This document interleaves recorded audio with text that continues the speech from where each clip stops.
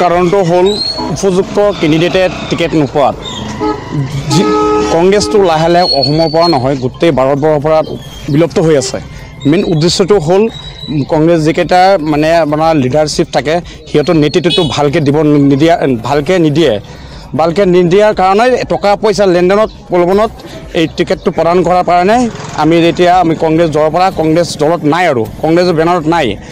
এতিয়া বৰগলি গাঁও পঞ্চায়ত যিটো প্ৰাক্তন সভাপতি আছিলে তেখেত 40 বছৰ কংগ্ৰেছতে আছিলে 5 বছৰৰ কাৰণে তেখেত সভাপতি আছিলে কংগ্ৰেছৰ বেনাৰতে আছিলে তাৰপিছত বৰগলি গাঁও পঞ্চায়তত আপোনাৰ যিমান ধৰ্মীয় কওক মছজিদ মন্দিৰ কওক যিমান প্ৰতিষ্ঠানিক কওক ধুনীয়াকৈ আৰু কাম কাজ হৈছিলে এতিয়া আপোনাৰ ৰাইজে তেখেতক মানে টিকেট নোপোৱাত নিৰ্দলীয়ৰ পৰা নমিনেশ্যন দিবৰ কাৰণে তেখেতক হেৰি কৰিলে আগবঢ়ালে ৰাইজে তেখেতক এৰা নাই ৰাইজে চব ৰাইজ ঘৰত গৈ তেখেত বহি আছিল ঘৰত গৈ তেখেত ঘৰত যোৱাৰ ৰাইজ ঘৰত গৈ তেতিয়া ক'লে আপোনাৰ ৰাজনীতি কৰিব লাগিব নহ'লে আমাৰ বৰগলিখন ধ্বংস হৈ যাব একে পৰিয়ালত দুটা টিকেট পাইছে বিজেপি পাইছে কংগ্ৰেছে পাইছে চব একে পৰিয়ালত পাইছে ভাই আৰু ককাই একে পৰিয়ালত পাইছে এই বস্তুটো ৰাইজে মানি লোৱা নাই ৰাইজে একদম মানে কি ক'ম এনেকুৱা সাৱধি ধৰিছে প্ৰাক্তন সভাপতিক এৰা নাই মানে আৰু আপুনি ৰাইজৰ লগত থাকিব লাগিব আমি আপোনাক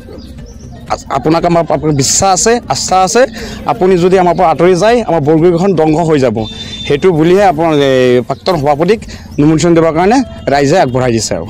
আচলতে টিকেট কাৰণটো হ'ল টকা পইচা লেনদেনত টিকেট বিতৰণ হৈছে আৰু ৰূপৈহাট সমষ্টিৰ প্ৰত্যেকটো জিপিটি তেনেকুৱা হৈছে আৰু এইটো আৰু মোৰ কথা নহয় আপুনি যদি আপোনালোকে যদি খবৰ বতৰত চলি আছে মোক মুখৰ পৰা কোৱা নাই খবৰ নিউজত টিভিত বাজি আছে ৰূপৈহাট সমষ্টিত যিমান টিকেট বিতৰণ হৈছে চব টকা পইচা লেনদেনত বিতৰণ হৈছে আৰু এইখিনি আৰু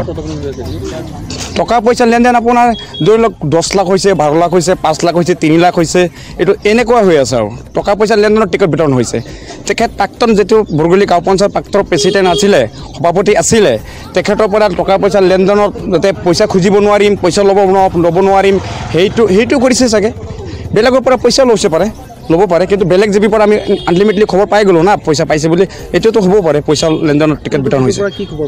মই খবৰ পাইছোঁ ধৰি লওক আপোনাৰ ৰূপৈহাট সমষ্টিৰ অন্তৰ্গত আপোনাৰ কলাডুবা জিপি বুলি এটা আছে তাৰ পৰা আপোনাৰ 12 লাখ টকাৰ লেনদেন হৈছে এইটো আপোনাৰ ব্লকৰ জোৰেদি এইটো বিধানসভাৰ সমষ্টিৰ বিধানসভাৰ আপোনাৰ বিধায়কজনৰ নাম কি আছিলে নুৰ হুদা আপুনি এজন কংগ্ৰেছৰ শক্তি মই নগাঁও জিলাৰ যুৱ কংগ্ৰেছৰ এডমিনিষ্ট্ৰেশ্যন জেনেৰেল ছেক্ৰেটাৰী হয় যুৱ কংগ্ৰেছৰ নেতৃত্বত এটাও টিকেট বিতৰণ হোৱা নাই যেটো আপোনাৰ 4-5টা বছৰ ধৰি তেখেতক লাগি আছে পুৰণা কৰ্মীক লাগি আছে সিহঁতক সমৰ্থনক টিকেট বিচাৰিছিলে এটাও যুৱ কংগ্ৰেছৰ নেতৃত্বত হোৱা নাই যুৱ কংগ্ৰেছৰ খুব হৈ আছে জুবাইয়ানো খুব হৈ আছে যেহেতু ষ্টেট প্ৰেচিডেণ্ট আছিলে তেখেত এটা টিকেট দিব পৰা নাই তেখেতৰ নেতৃত্বত এইটো বহুত খুব হৈ আছে যুৱ কংগ্ৰেছে কিন্তু এইটো বহুত কংগ্ৰেছৰ কাৰণে বেয়া দিন নহয় বহুত দুখৰ খবৰ